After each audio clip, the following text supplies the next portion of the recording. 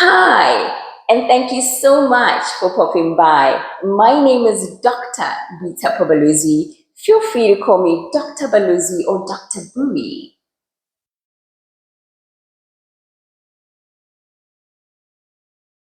It's quite a predicament to be a leader and to be in this position because you are coming into a government that has been run by a former administration for more than 50, for close to 58 years, right? So it can't be easy trying to infiltrate a system and trying to create a change initiative in a system that has been deeply rooted in one specific culture, right?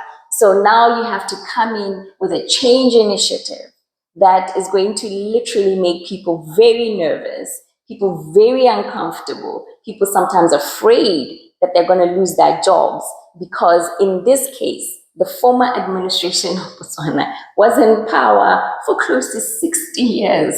Can you imagine what that means when we talk about corruption and corruption culture, right? If there is a culture that is more than close to 60 years old, it's going to be hard to really uproot that.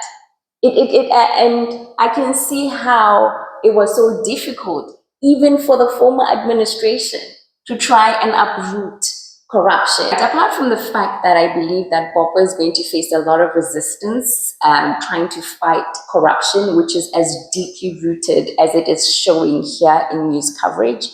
Um, I also know that perhaps he's also wondering who can he trust.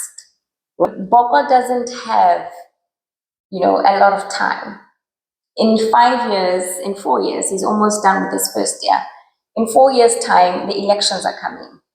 And I know that if he doesn't do anything drastic, people will be going to the election saying, but he did nothing, right? So he's caught between a rock and a hard place. He has to keep things moving, he has to keep things stable, but he also has to make major changes.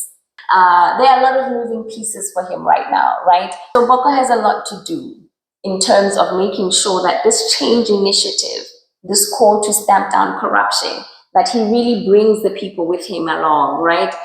Communication is so key right now. Communication is so key so that people are not left worried, concerned, scared, afraid, so that they can also trust, right? And I said here, incentives may also work to make sure that he can at least build a certain level of trust and assurance to the whistleblowers, right? I'm not saying whistleblowers should be encouraged, should typically just come only because they're paid, but the risk is high here, right? The risk is high. The risk is a little bit high, so the incentive might be needed just in the case of corruption in these four parastatals. So yeah, that's what I wanted to say. Alrighty, my friend, and thank you so much for popping by. I hope you're having a lovely day where you are, but most importantly, I hope you're having a healthy day wherever you're watching me from. Bye.